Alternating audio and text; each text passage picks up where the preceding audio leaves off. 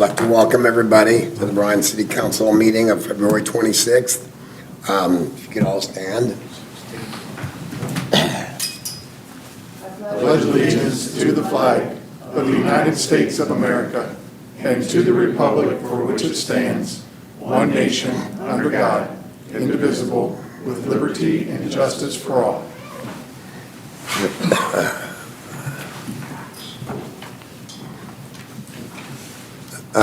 I'd like to have an approval for the minutes of February 2nd.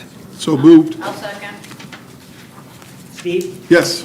Mary? Yes. Jim? Yes. Rick? Yes. And John? Yes. Any hearing of any public concerns? Seeing none. Clerk Treasurer's report. John? Council has received the financial statements, the bank reconciliation reports, and the various other items we provide you every month for the month ended January 31st, first month of the new year. And as always, I would answer any questions you may have now or any other time you want to read.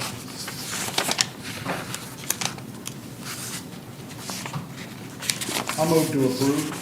I'll second. Rick? Yes. Jim? Yes. Steve? Yes. Mary? Yes. And John? Yes. Item 5. John, if you could number and read, please. Resolution number 15, 2026, a resolution to accept an $84,558.27 donation from Bryan Area Foundation for the Parks and Recreation Department for the Williams County number 27 Nature Works Lincoln Park. Thanks, John. Evening, council. Evening. As John just mentioned, we have a donation here from the Bryan Area Foundation that will go towards the Nature Works Lincoln Park pavilion. Sorry, I lost my train of thought there for a second. The one thing I want to draw to your attention is the $84,558 is primarily made up of a donation from the Sally Metz family, Sally Metz estate, and then also from the family. And then what's left was from the playground itself. So a large chunk of that is from the Sally Metz family, and then what we had left over from the playground project itself lumped into one that will now go towards the construction of the new pavilion through the Nature Works grant. So just so you guys know that. I'll move to suspend. I'll second. Steve? Yes. Mary? Yes. Jim? Yes. Rick? Yes. And John? Yes. I'll move to approve. I'll second. Mary? Yes. Rick? Yes. Jim? Yes. Steve? Yes. And John? Yes. Thank you. I'd like to publicly thank the Metz family for their generosity and commitment Thank to the community. Yes. Item number 6, John, if you could number and read. Did they want to suspend? They want to suspend or? Never mind. Sorry. Resolution number 16, 2026, a resolution to accept a $5,600 donation from various sponsors to the Parks and Recreation Department for the Fountain City Amphitheater. Again, in front of you, you should have a list of various donors for the $5,600 total to the Fountain City Amphitheater. Again, we continue to collect donations to operate the amphitheater. The operation of the amphitheater is done through donations throughout the community. So this is the next $5,600 group that we have ready to move for season number 6 at the amphitheater. I'll move to suspend. I'll second. Steve? Yes. Jim? Yes. Rick? Yes. Mary? Yes. And John? Yes. Move to approve. I'll second. Rick? Yes. Mary? Yes. Jim? Yes. Steve? Yes. And John? Yes. Thank you. Thank you. And all those who donated. John, if you could read agenda item number 7, number and read, please. Ordinance number 9, 2026, an ordinance providing for annual appropriations for the city of Bryan for the fiscal year ending December 31, 2026, and declaring an emergency. The items that are in this ordinance include both of the donations that Ben just discussed, plus there was an additional set of donations, or I mean, there was a single donation received for downtown flowers for the upcoming spring, $3,000. The police department sold some equipment to the Archbold PD. That $847 number is to appropriate the dollars that they had received.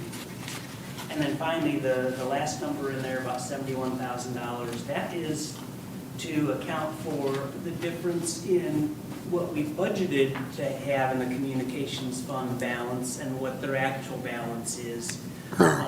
When we go through the process of closing that fund and moving those dollars to the electric fund, we have to have the full balance appropriated, and that's what that number does. It's kind of a technicality. Thank you.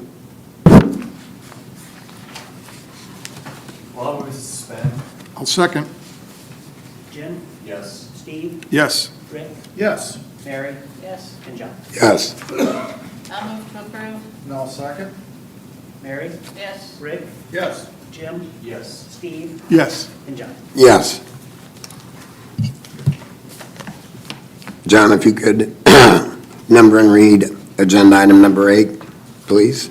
A reminder that this is the third reading of ordinance number 4, 2026, an ordinance amending Bryan Codified Ordinance, section 923.03, A, B, and F, pertaining to residential, commercial, and industrial sewer rates within the city of Bryan, and repealing existing section 929.03, A, B, and F. Further amending section 929.05, A, B, and C, pertaining to residential, commercial, and industrial sewer rates outside the city, and repealing the existing section 925.05, A, B, and C, and declaring an emergency. Council, as a third reading, obviously, we will take any questions, any conversations, updates that you may have, but I just want to remind you that this will take effect February 20th if passed, and the rate study will go through December 20th of 2028. So these increases will go through annually, starting February 20th, but then in the preceding years will begin actually this year, December 20th, and then December 20th of 2027 and December 20th of 2028 for the increases that are proposed. Any additional questions? I feel like we've been very forthcoming on what the rates look like going forward for everyone. I have not gotten any feedback. Did you call some of the business owners? I know I talked to 2 of our largest industry folks, and they understood what was going on, had no issues, knew. They had called a couple other communities, business partners they had, and again, we're comparatively Right. low, so that was a really easy conversation for them to understand. Those 2, and I had reached out to the county as well. Yep, okay. So the county. I thought the Bryan Times did a nice job of Laying out. accurately covering and objectively stating what, how much, and why. And I have not heard, and believe me, as most of you know, in my ward, I usually hear. I haven't heard from anybody that was negative. I've had a couple people say that seems expected in the current environment. I think it had to do with some more local water rates that were going up substantially. But I haven't heard, has anybody?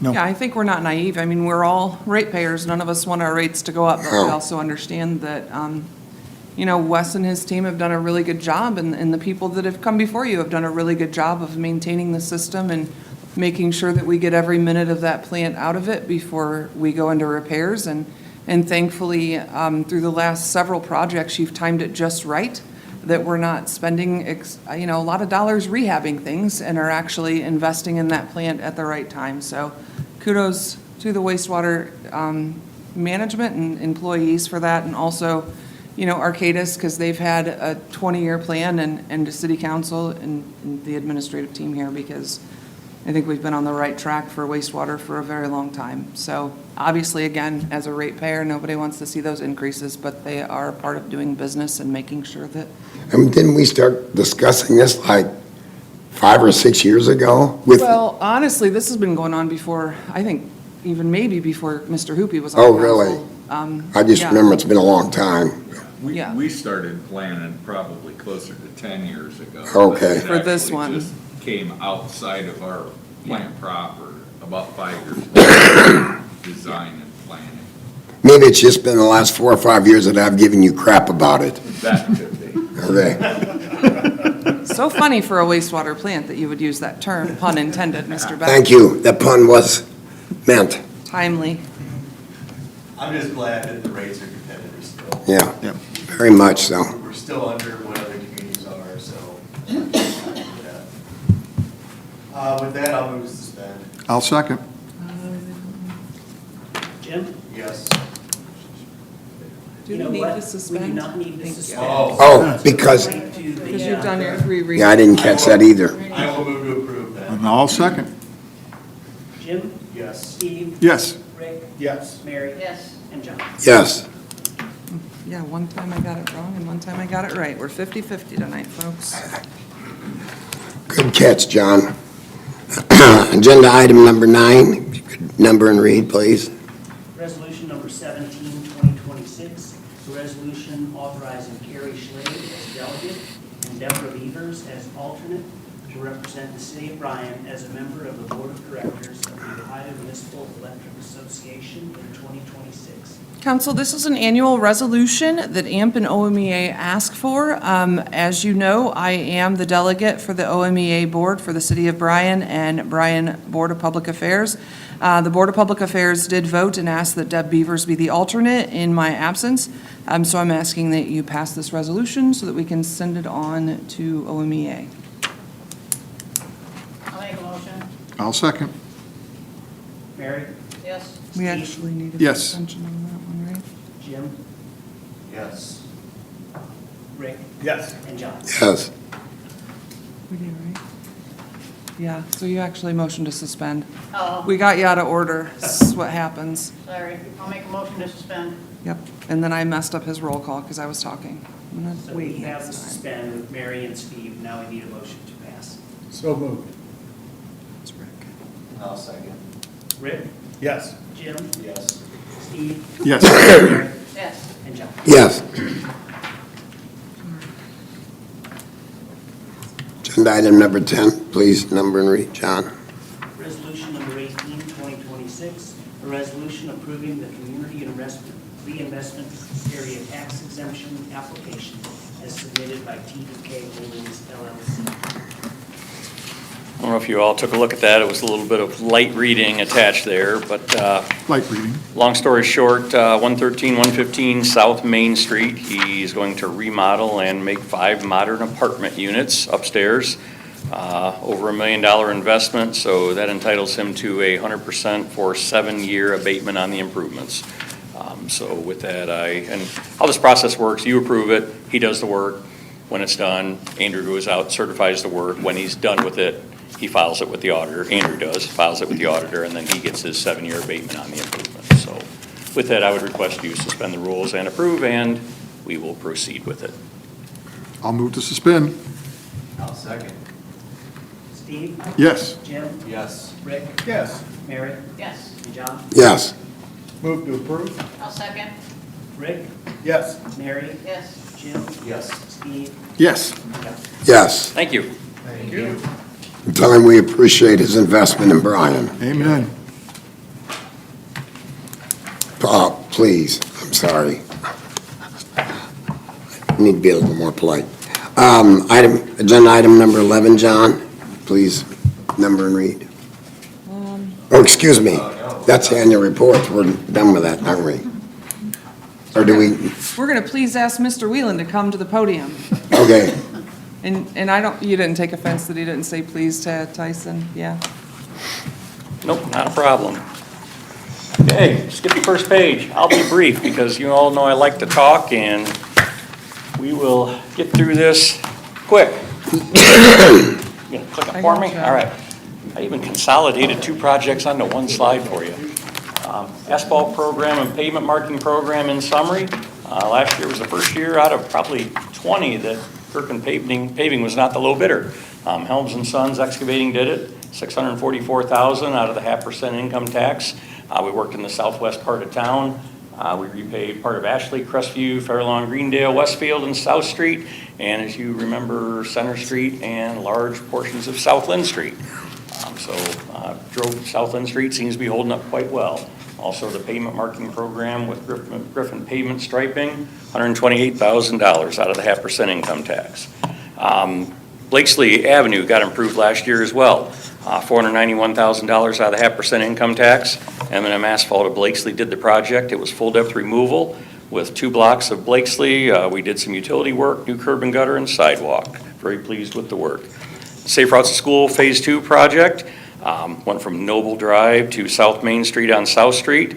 $246,000 out of the 0.5% income tax, although $230,000 was reimbursable funding from ODOT. Smith Paving of Norwalk was the contractor.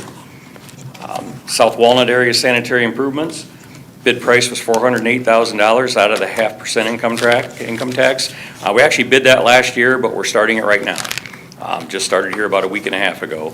Vernon Nagel was the contractor. 50% of that project, up to $175,000, will be repaid through Ohio Public Works grant funds.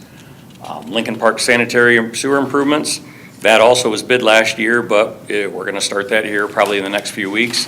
$512,000 out of the 0.5%. S&S Directional Boring is the contractor. Should be done this spring, and again, that will be done in the alleyway in the Lincoln Park area, and we're going to repave the alley through there as well. So that'll really brighten up that area through there and make that look good.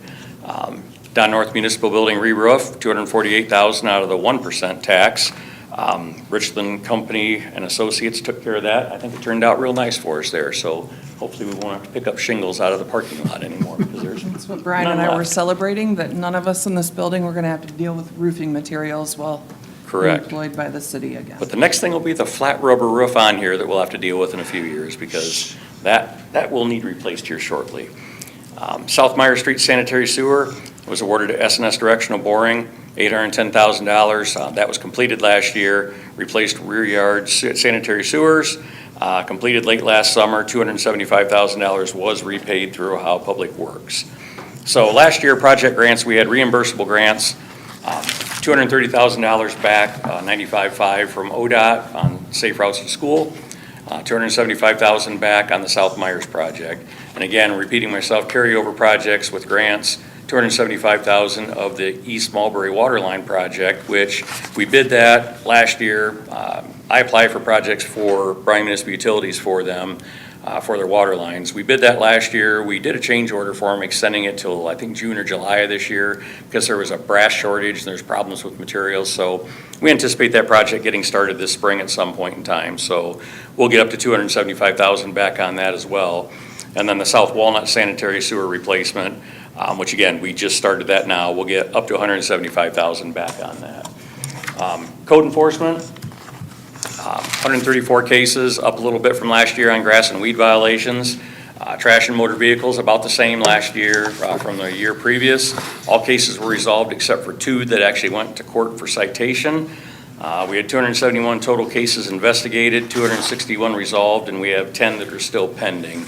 I think those might be some that maybe there was like an estate or a death or something involved, or maybe they went to court, or maybe they were just so large, we're just working with them trying to help finish clean some things up. So zoning, as far as Andy goes, pretty much flat on his permits. 8 commercial construction, 7 residential, and 110 other permits. He had 199 violations, which were structures, pools, different things like that. 31 were corrected, 9 were pending. 5 were actually citations that went to court, and 124 of those were actually just warning letters that will send you a warning and say, you're on our radar, you might want to think about it, it will turn to a citation if you don't deal with it soon.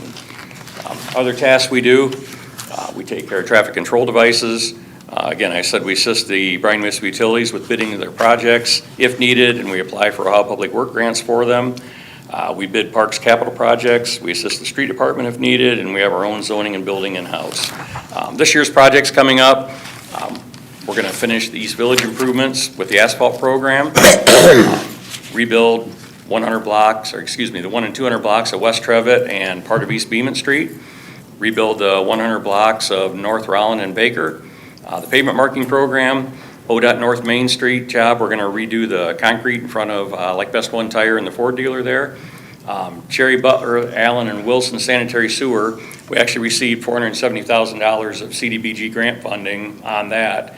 That'd be an $851,000 project. We'll probably bid that through the county here, probably in April or May, when the environmental clears on that.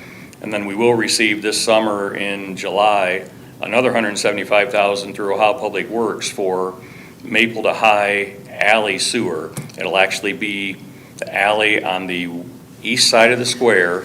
So basically, I'll say from, still call it Lester's, from there north to High Street, 2 blocks. We're going to replace the sanitary sewer on the east side of the square on the back side there.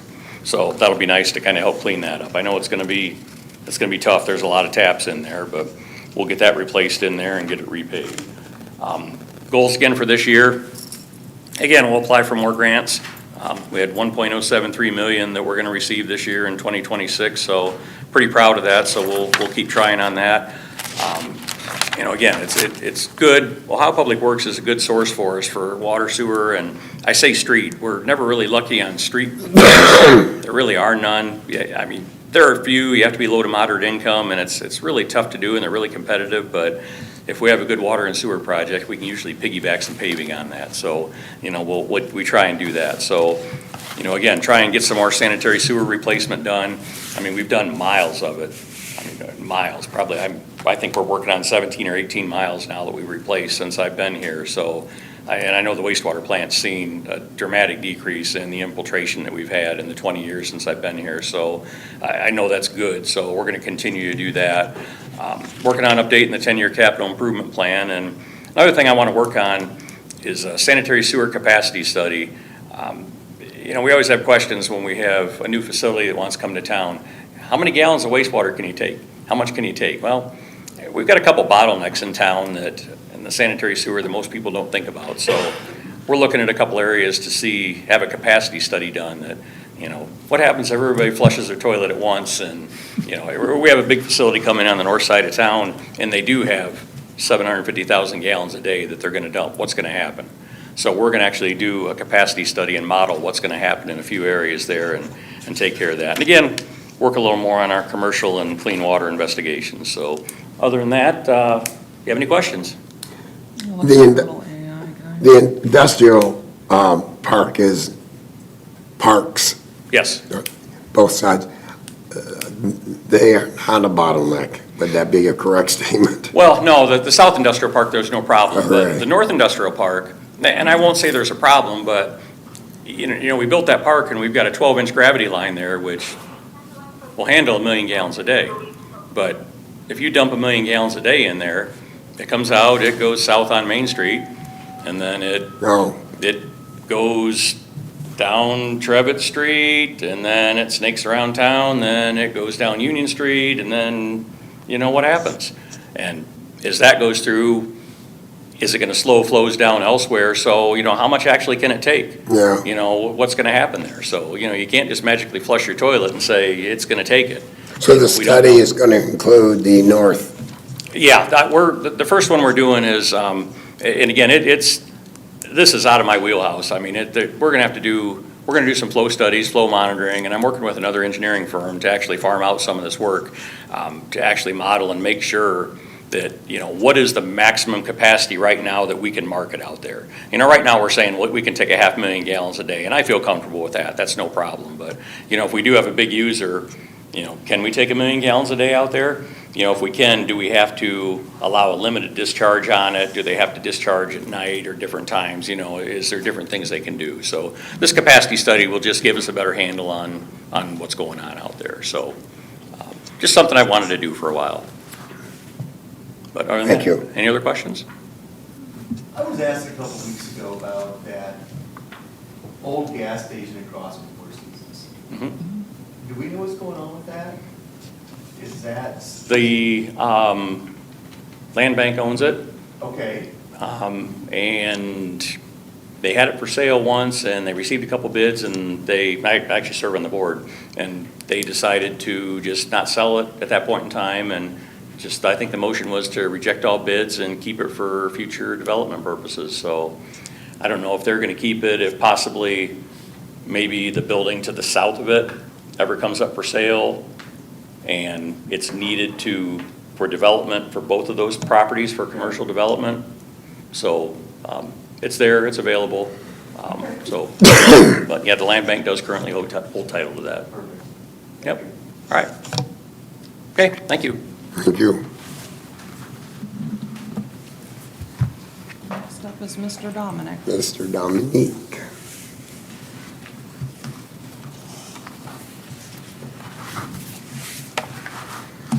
Oh, we got Good the evening again. fancy, Oh, it's fancy, real fancy. no, it just pixelated to come up to that picture. Oh, sorry. No, it's 2025 annual report for the Parks and Recreation Department. Before I get started, I would encourage you, or at least draw to your attention, the numbers we use are guesstimates. We rely on the people that use our facilities to give us feedback. So the numbers you see in there aren't necessarily exact numbers. They're numbers we use to move forward with what we're doing, but they aren't necessarily exact numbers to start with. The first slide you'll have there is our mission statement. This is something that's extremely important to us as a department. We try to continue to provide something for everyone within our community and our surrounding communities to improve the quality of life here in Bryan and around Bryan. So that's something we will continue to do, and hopefully we have some success with that as we go. Our parks, 189 acres is what is dedicated parkland. I would also draw to your attention, there are lots of odds and ends areas that fall underneath the parks that don't fall underneath this category that you see here. We estimate we probably take care some 225 to 250 acres in the middle of summer when we're mowing, and so we have a lot to take care of, and my staff does an extremely great job doing that. Quickly, our staff has not changed over the course of the year. I will draw to your attention, this will be Tony Scantlin's last year with us. He is leaving in March. He's made that aware to us. So Tony's been part of our crew for quite a while. So you'll see a new face on there next year. But just so you're aware of that. I have two boards and commissions that serve underneath of me. The first is my park board. They spend their time, they're kind of our eyes and ears out in the public, around the public. We try to find people that are active in the community. So if there are things going on, they report back to Bruce and I, and we work together to find solutions. They're also they help us be progressive, I like to say, and get out in front of trends and ideas. So these people are extremely important to Bruce and I and what we do. The other commission that I work with is our tree commission. Very thankful for this group of people. Tree is not my background, nor my interest. So I rely heavily on this group to continue to lead us in the right direction for the urban forest of Bryan. Not only in the parks, but in the terraces and other areas where we can have an impact and continue to grow our urban forest. The first chart you'll come to is our pie chart. Total facility usage within the parks, again, an estimate. We estimate we had a little over 150,000 park users. Some of the different areas that they use, the community center, East End, school gyms, other activities, shelters, pools, McDonald Rough Ice Arena, and our Fountain City Amphitheater. We kind of break that all apart so you can kind of see who gets used the most. Shelters and pavilions is a large chunk for us. So that's kind of what we show there. The next one is our 5-year average with the 5 years listed there. As you can see, usage for 2025 went back up again. No real reason for that we can come across, but just something we kind of like to keep our eye on. So we're familiar with what's going on, the trend. Next pie chart is our shelter usage. We had around 28,500 users in our shelters this past year. Birthday parties, reunions, special groups, community events, they all fall underneath this category for us. Largest one is obviously the JC Pavilion. I will tell you that with the new pavilion coming in at Lincoln, our hope is that Lincoln becomes a big part of this puzzle. With the playground and the pavilion and the restrooms and things like that, we really hope that Lincoln kind of takes off, just like JC did back in the day when we put Imagination Station in, which is why that's one of the most used pavilions we have. So we expect Lincoln Park to do the same thing. Again, our bar chart usage was up, just continually steady climb with the pavilions. Nothing too drastic, but it does continue to go up year after year. The next one you'll find there is our pool activities. Almost 18,000 users of the pool this past year. Those are pass, swim lessons, public sales, rentals, swim team practices, meets, anything you can think of that we have at the pool through the course of the 2.5 months we have the pool. As you would expect, Moore Pool is our largest user. East End does very well, but Moore is our largest user when it comes to lessons and aerobics and swim team and all that kind of stuff. That all takes place at Moore, so naturally their numbers will be higher. Again, kind of the usage of the pools. We saw a spike all the way back in 2021. That was the year after COVID.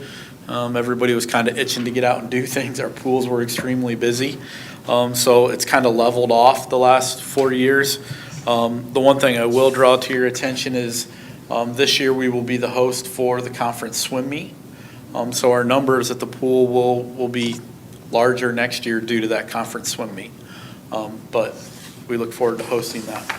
Is that a couple-day event? It is a 2-day event, all day Saturday, all day Sunday. People July. from 3-4 hours or more away, so they can stay at hotels and eat at restaurants and that stuff? Most of them are local. Yeah, I would say BG's probably the farthest. I don't know if a team still comes from Findlay or not. Yeah, I don't know. Napoleon's usually in there. They should be doing more Wasion. restaurants though. Yeah. They Yeah. should be. Yeah, I think it's July 12th and 13th. Sounds right. It is the weekend that we'll host that, so. The next one you have there is our Fountain City Amphitheater. Almost 7,600 attended this amphitheater in some way, shape, or form this year. Obviously, concerts is our biggest draw, but we continue to see a large increase in the programming out there. As we program different events other than music, we do find that people will come out to those kind of events, so we're happy about that. At least for another couple of years, you'll see the Fountain City Amphitheater bar chart is kind of skewed because of Girl Named Tom. So 2023 was our Girl Named Tom concert, so that kind of sets that year apart. Other than that, to be honest with you, the 5 years that we've had the amphitheater, or 4 years other than that year, have been extremely consistent. We're right around the 7,500 each year, which we're pleased with. We'd love to see it continue to grow, but at least we have some consistency in it right now, which is kind of what we were looking for to start with. The next sheet I put in there for you is our 2025 park donations. Last year, we took in $62,147.25 in park donations. Trees, benches, amphitheater. Amphitheater's on a different page, sorry. Roseland Park, park maintenance, East End Pathway across the street was a big one this past year. So it gives you a little bit of idea of the donations that we received through the course of 2025. The next page is our amphitheater donations, both individual and corporate sponsors. $85,900 was donated to the amphitheater last year. Again, amphitheater is solely run on donations. And the community has stepped up for 5 years and taken care of that, and we're extremely happy with that. We hope to do the same thing, obviously, this coming year. So it gives you a list of who's part of that puzzle out there at the amphitheater. So we're extremely grateful for all those donations and contributions to make the amphitheater work. That is what I have for you. Questions?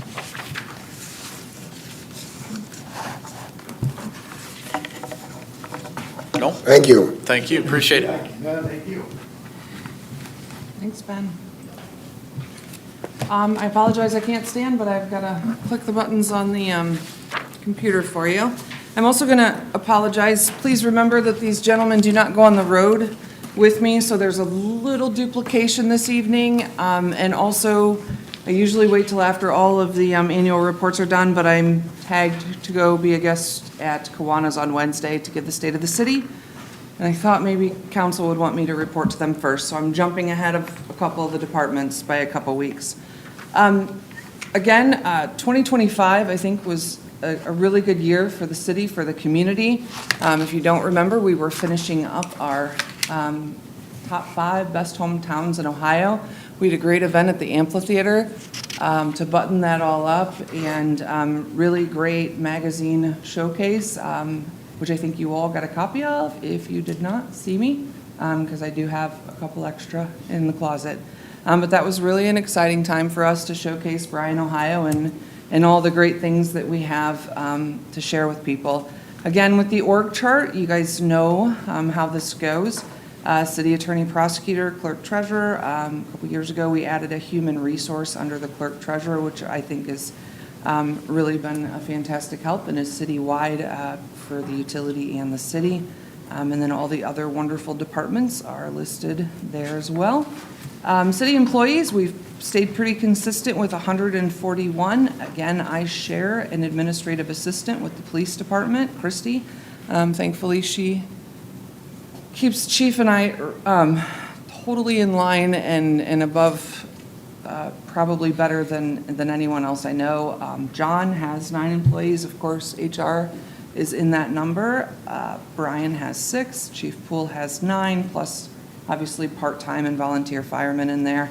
Ben has 8, and certainly wish Tony well in his retirement. We'll definitely miss him and appreciate the years he's given the City Parks Department. Chief Rusky, between dispatch and police officers, has 27 and a half. Assuming that's a part-time, and that's why that's half. Do you know, Chief? We're gonna go with that. That's a part-time dispatcher. Street Department has 11. Wastewater West has 6. City Attorney, again, is 1. And then for prosecutor, James Durancic is the primary prosecutor. If he's out of town or has another case, Bob Bomer fills in for him. So the great part about that is with having 2 is there's never any court conflicts for them, and there's always someone available for prosecution of cases to the municipal court. BMU, under the direction of Derek Schultz, has 47 employees, and then Judge North at Municipal Court, they have 13 staff. For budget planning and comparisons, the city budget this year is the 42 million. BMU budget is the 29.8, making the total budget almost 72 million. I do want to make note, and I'm going to go back to my notes here, and I apologize for that. There was several things that have been transferred over, and this is what's making the city portion look so large. About $10 million was the wastewater treatment plant that was carried over, that loan from last year.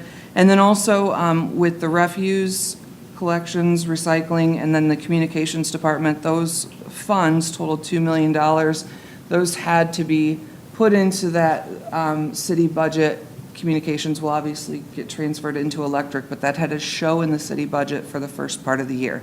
So the actual city budget, city expense, is $32,200,000. So those numbers look a little skewed. I feel like we need to explain that to the public so they don't think that everything went haywire this year. But otherwise, pretty consistent. Again, general fund budget is $9.3 million. Collections have been pretty steady over the last several years, and carryover from last year was a little over $1.6 million.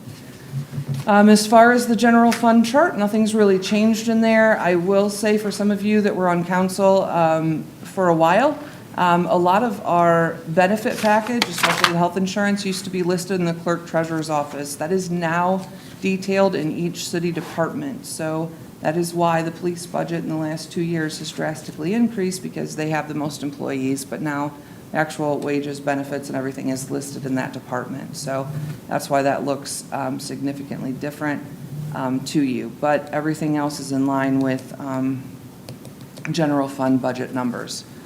As far as tax collections for 2025, we collected a little over $2 million between the 3 income taxes. Again, 3/10 of that, of the 1.8% goes to fire, 0.5% goes to streets and sewers, and then 1% goes to the general income tax. And then the inside property tax millage, 3/10 of the mill goes to police and fire pension, and then 2.5 mils goes to the general fund. So we collected under $600,000 for the 2026 year. I know there is a big conversation out there to eliminate property tax. What I do want to remind folks, and I'm not going to tell you what way to vote on that. I mean, I have retired parents that would rather not have to pay that large bill twice a year because they have no other debt. And it seems really, really hard for our retired folks, especially those in rural communities. But I will also tell you, it's the only local tax you have. It literally only stays in your local communities.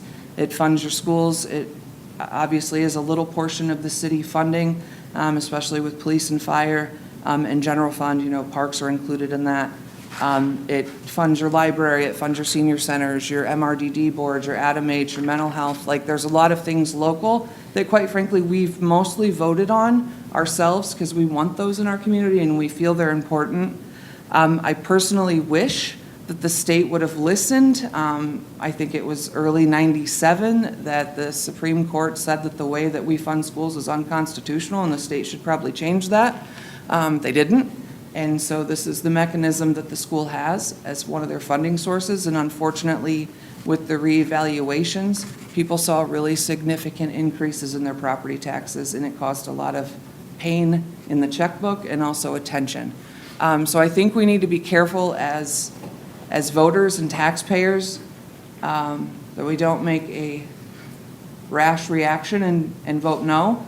But I also think we need to keep our state legislatures' feet to the fire and figure out a good funding mechanism for our local pieces that are important to us. Because I personally think public education is important. I personally think our libraries, our senior centers, our police and fire, I think these things are important. And it's the one thing I don't personally mind paying tax on because, again, it stays in the community I live in. So there's my soapbox for the evening. I know there's a lot of heated discussion for that. But I do want to call attention to the fact that the city government does not collect a ton of personal property tax, or I'm sorry, real estate tax from your taxes. But I think people really need to investigate where their taxes go. You can personally look up your home on the Williams County Auditor site and see that bar graph and see where that money goes. And then just continue to talk to the state legislature. I think there should have been a cap on these reevaluations, and that maybe would have not, if they would have had a crystal ball on what that looked like, maybe would have solved a lot of headache. But, you know, hindsight's 20/20 for all of us, including those in Columbus. Grants received. So obviously, Bryan already went through the grants that he had received for 2025. Police Department also was able to get almost $12,000 for body-worn cameras and bulletproof vests. Parks Department was able to secure $35,000 through the Bryan Area Foundation. Fire Department was successful in almost $18,000 for an EMS grant, Marks grant, and then also a big one for training reimbursement. Always thank the departments for working hard on getting those grants. That's taxpayer money coming right back to Bryan, Ohio, and we appreciate that work. A lot of paperwork and a lot of effort goes into that from those departments, so very grateful. We do have a BIPAC advisory committee. Again, this is for the South Industrial Park. Some of the names have changed on this, so I just want to call attention to that. Obviously, the mayor and director of utilities, city attorney, is the same. Mr. Betts is on that this year, as well as new BPA member Jeremy Sufel, John Lunner, Bryan Wieland have stayed the same, and then Erica Nagel, the Director of Chamber of Commerce, Ashley Epling, WEDCO Director, and Ohio Gas President Cindy Reed. So the people that are on it, their positions have stayed the same. It's just there's some new faces, so wanted to make sure that you knew who was on your BIPAC committee for 2026. Again, regarding the industrial park, which we call the South Industrial Park, the only one that is available that does not have an option to purchase is this 15 acres down here, which Bryan may or may not have someone that he is having general conversations with. So I do want you to know that. We're kind of running out of space. There are options, first right of refusals. That doesn't mean that we can't entertain a business going on one of these, but we would obviously have to reach out to the people that have first right of refusals first. And then the industrial park. Any day now, I think we're hoping to get a call from Max Neihart from Doc's Diesel with we're going to have a ribbon cutting. That progress on that 15 acres is going really quick for us, but probably really slow for Max. But we can't wait to have him up and running and operational as our first project on our North Industrial Park. I would like to thank RGP, WEDCO, and Director of Utilities and Engineering Department. They just were successful in getting the site re-authenticated through the state of Ohio. So good work to everyone. And again, we have nearly 60 acres for any additional industrial park property economic development that may come our way. Projects for 2026. As you know, Bryan has the asphalt paving program, the marking program. Those are annual. Roland and Baker Street, and West Trevitt, and then East Beemit on that, which again, I apologize, you just went over these. Main Street, sanitary sewer, and then the CDBG, which I'm pretty sure last year he made me go in a 10-degree day to meet the commissioners and Dennis Miller to talk about why we needed those funds. Is that about right? I drove you with me that day too. I know, look at that. And we got it, so I'm gonna take all the credit. Just kidding. Okay, we'll give it to you. No, I'm just kidding. So a couple really exciting things that are going to happen this year. We anticipated groundbreaking is June. Fountain Creek Senior Villas has been a labor of love for many people in this community.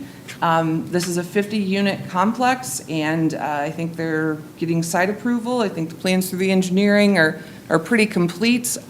This has involved the city, the utility, obviously the Port Authority, State Representative Jim Hoops, the county commissioners. I think we had Judge Gallagher also write a letter of support. I mean, anyone that we could think that could be helpful to this project and getting OFA funds was all hands on deck for us. So again, major labor of love for all of us, because we need housing in this community so very badly. So this has been 5-6 years in the making, and we're just really thankful to get those tax credits from OFA so this could go.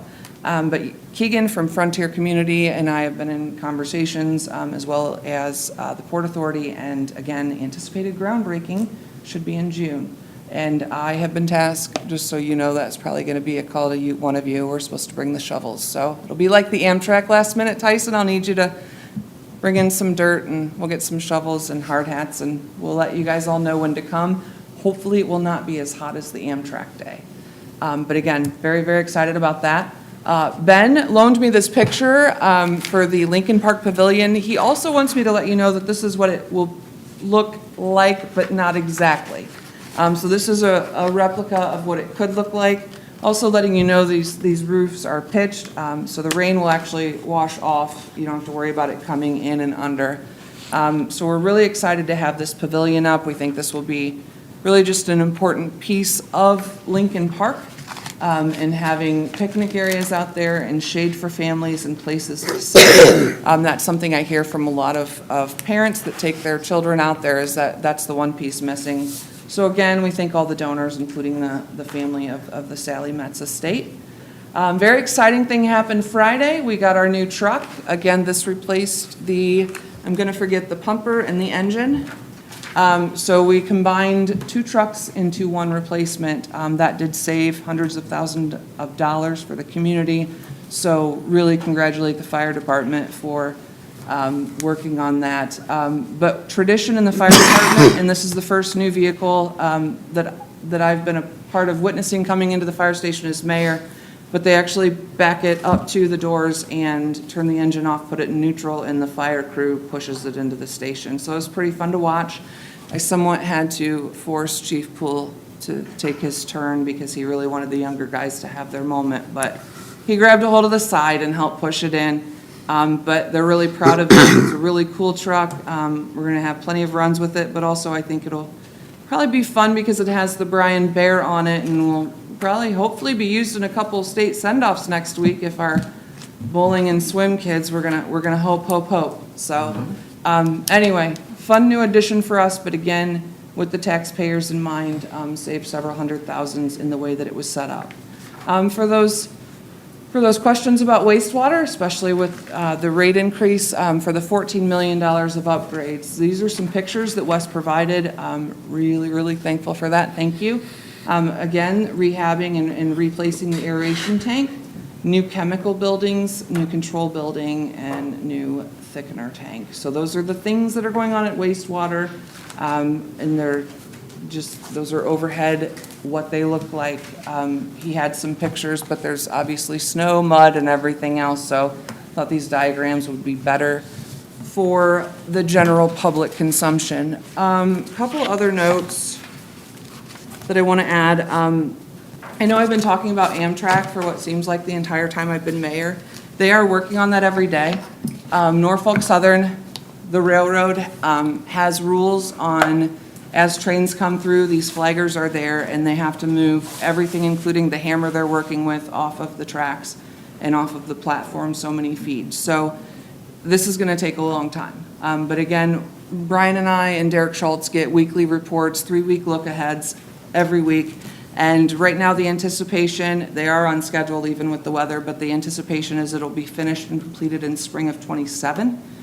So we're just gonna have to keep our patience intact as they go. But everybody is still working really hard on that. But again, with 60 to 70 trains that come through Bryan every day, it's gonna be a slow, steady process.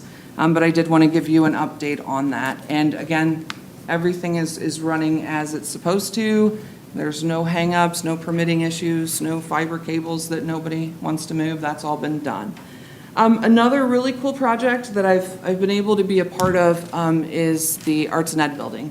And I know many of you obviously know about that, but I want to cause focus to, I think it was 3 years ago, Amy Miller had realized that we were all doing certain things in this community and for the most part had gotten lucky that we were all moving in the same direction.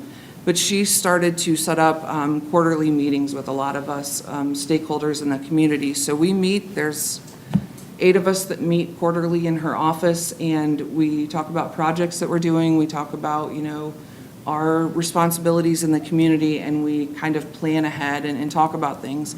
And one of those conversations was Mr. Rary, the superintendent of Bryan City Schools, talking about Arts and Ed needing a new roof and the cost of that new roof and the fact that it was over the classroom space that they don't use anymore.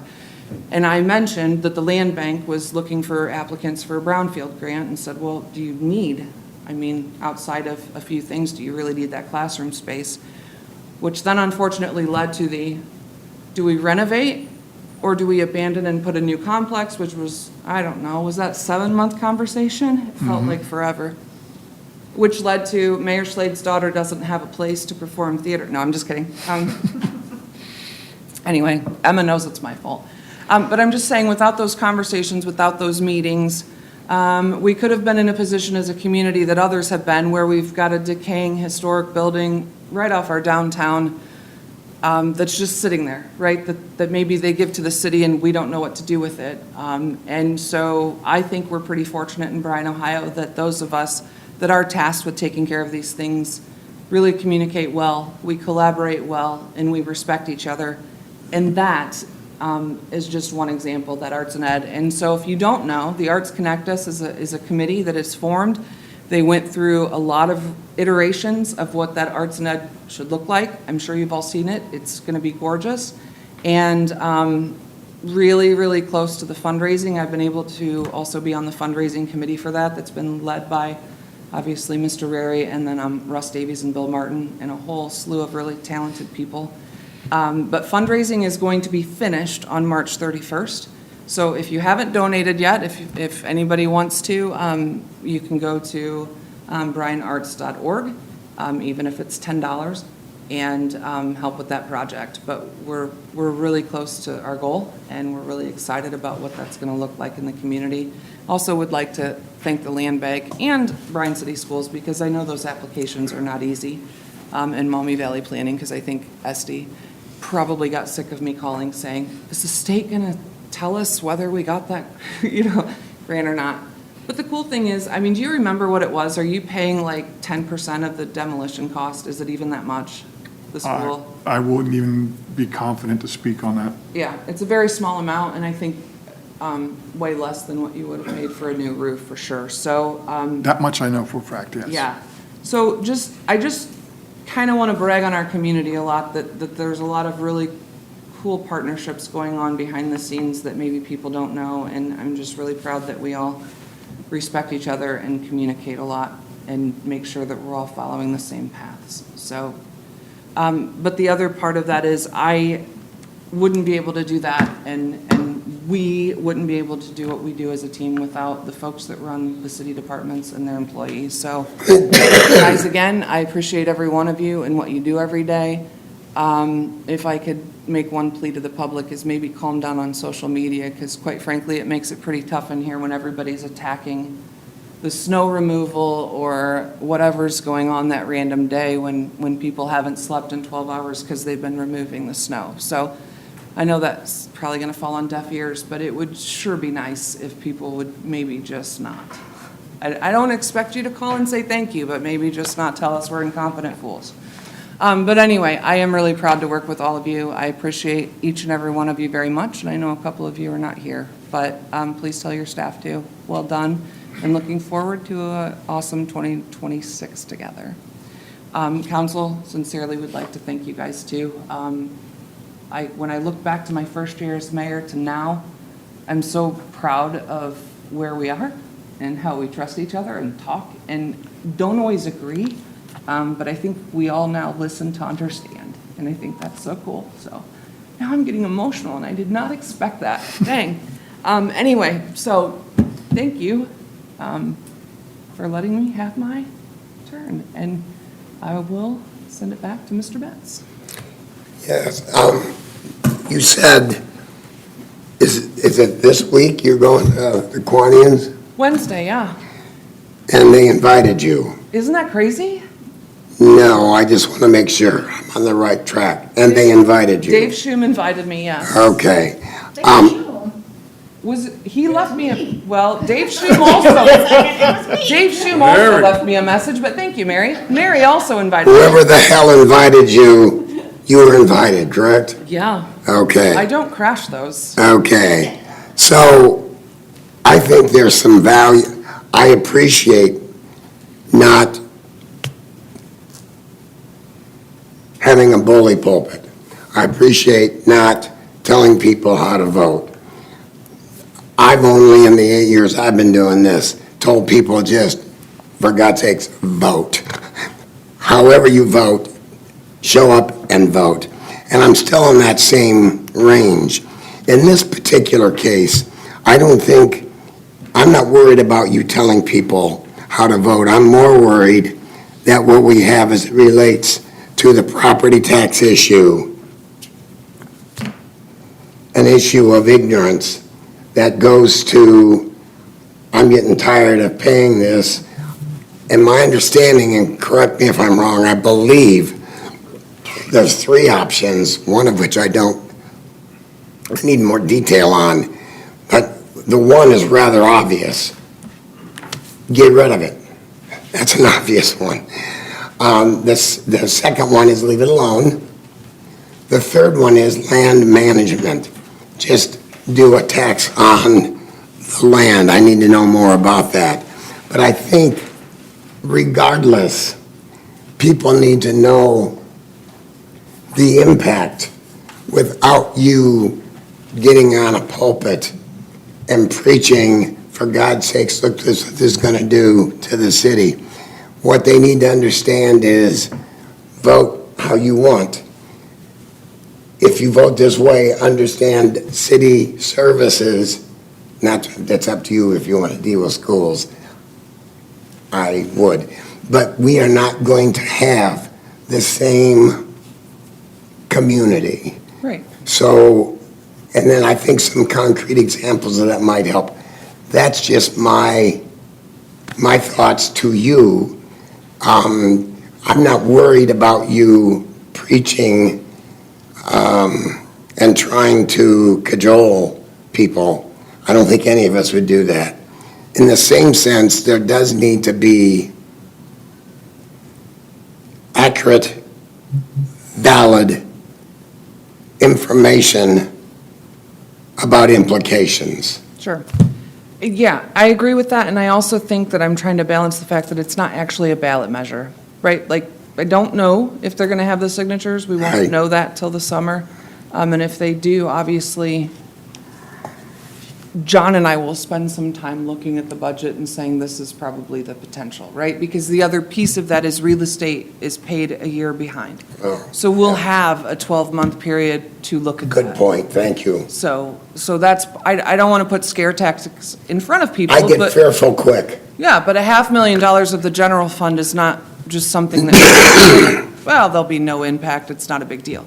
But there will be, and there'll be local impact, and it will, but I also know, I mean, we've got seniors that this has been hard for them, and I can Yes. appreciate that. I mean, I think as a community, we can look at them and say, your city income tax, if you don't earn income, you don't pay an income tax. I mean, we as a city respect that part of it. And so I get that, right? Yeah. You get to a certain age where your income, there's nothing you can do to increase it.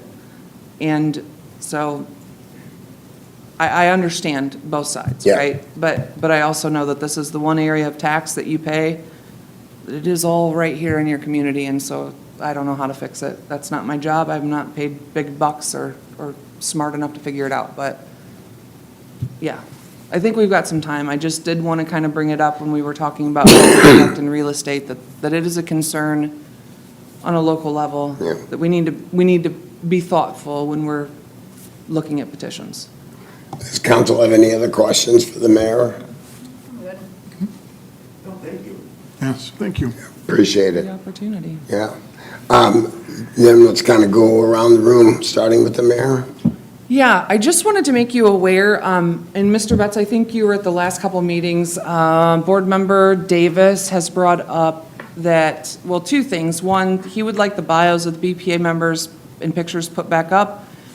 You guys remember when those were taken down for council? If that's something you want reestablished, certainly happy to do it. We just kind of let it go because at the time it was Armageddon and cybersecurity hacks and everything else were going on, and doxing. Just let me know.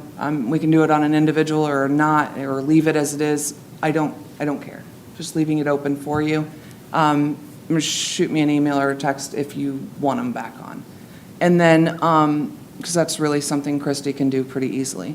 And if you don't, like, I'm not sure I'm going to put mine back on for a while. The case is still ongoing, and you never know when that can crop up overnight. But the other piece is a discussion about video being put back on. And so I had talked to Chairman Schreiner about if BPA is going to do that. I think it would be a request from council to have quotes as well, because we really were just following the recommendation of the board and the utility to stop doing that. So I want to make sure that you guys are okay with that conversation, that if BPA went back to videoing, that we had that option as well. They do not have costs for us yet. But when I talked to Derek on Friday, I think he has some options for you guys cost-wise. Sorry. Oh, yeah, so he was saying that people actually are, to get an accurate quote, the people would actually have to come here to do, they just can't say, here, this is how much it's going to cost. They want to come and do a physical look at and see what it would actually cost. So those quotes couldn't be turned around in a very short amount of time, but I think they will be coming. Yeah. So I just wanted to let you know that it will be addressed. It's on the agenda for tomorrow night. And I usually don't speak for you, but it was brought up at a BPA meeting, so I asked and Derek wasn't able to be there, so I asked that Ms. Schreiner ask that quotes be pulled for the council chambers as well. So once we have those quotes, we can put it on your agenda for you guys to discuss, if that's okay? Yes? Okay. Is that all right? That is all I have. Yeah, Thank you. I trust, it was looked into 2 years ago, 3, I can't remember, about a couple of years ago. And at that time, my general recall was it was not cost-effective based on, I think, and correct me, I think it was not cost-effective based on the number of people versus what we were going to need to do to get what was needed to make it operationally very clear. I don't remember how much of that. I trust BMU and their staff to look into it again and look at recommendations that maybe that we can look at as well. I think that's a good approach as to what's kind of changed and what can be done and at what cost. I think that's a good idea. Yeah, the cost versus the actual viewership. Yeah, I think Yeah, that was. that data was presented to us, and I think it's in the packet for tomorrow as well. And that will be something given to you again. But I will tell you, there was a significant cost to council. There's a dark fiber line that was needing to be replaced between the BMU building and this one, I believe Mr. Farrell had recommended. I don't remember those numbers. We had just put $12,000 to $15,000 in audio equipment here for this room because our mixer board had gone out. So the communications department at IT had helped us get the sound system up. I mean, we obviously had another company do it, but the group at BMU was helpful with that. I think the other thing to remember in a bigger picture is the communications department used to be much larger. And when internet and cable was there were many part-time employees and producing things and was a lot easier. And on top of that, they had channel, was it 3? And so you had sponsors and advertisers, and there was money being brought in to pay for some of those employees. And so it's a different look in the communications department. The budget looks different. The expenses look different today. And so, sorry, I'm not trying to speak for anyone. I'm speaking for Carrie Schlade, the mayor of Bryan. There were a whole lot of conversations.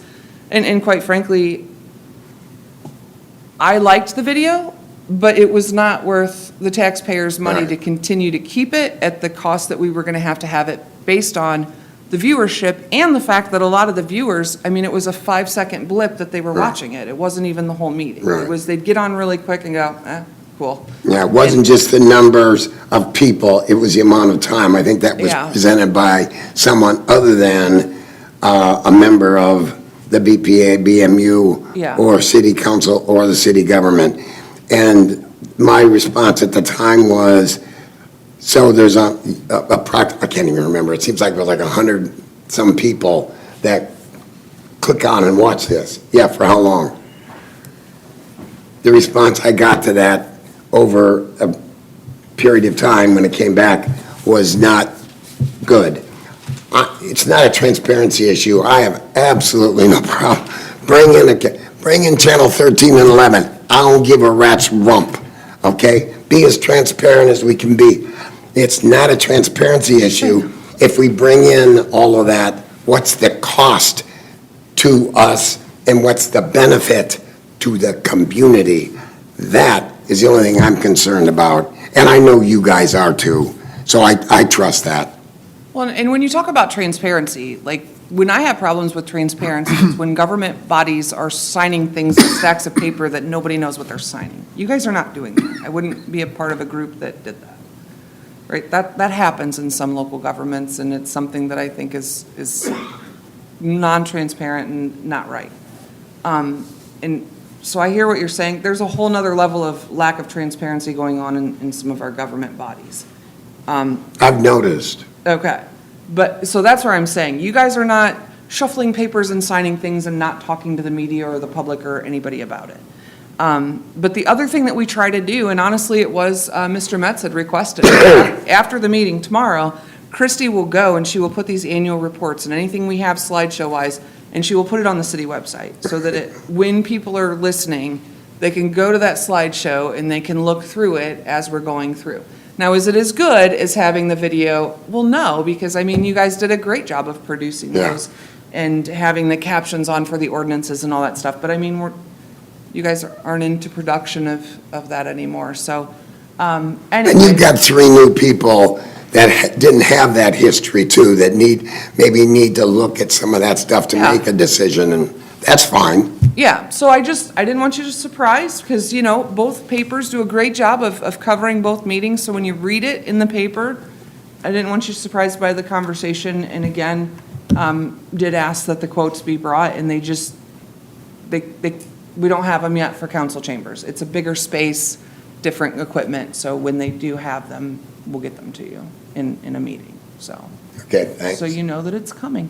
And again, we'll all be at the utility building at 5 PM tomorrow if you want to come. What time is it? 5. John sits in the back. They love me too. Don't you love me in that? See, Look forward to you coming every week, every 2 weeks. thank you. John, are you done, Mayor? I'm sorry. Yes. John, Nothing else. any of the, been here longer than that? It's been a long day for them. They're ready to go home. I'm sure. On that, anything else? The Bryan Times folk? John's from the Village Reporter. Oh, I'm so sorry. And the Village Reporter? Johnny and I go back a I ways. was going to say you have the same name.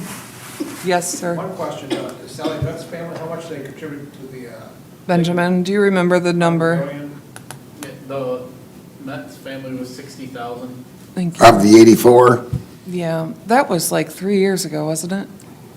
couple years, All right. yeah. Because I remember Bill talking about, and there was a lot of money that went into a variety of places in the city. Yep. It's very much appreciated. Yeah, e-bike as well. I'm good. Then I'll entertain a motion to adjourn. So moved. I'll second. Steve, Yes. Mary, Yes. Jim, Yes. Rick, Yes. and John. Yes. Thanks, everyone.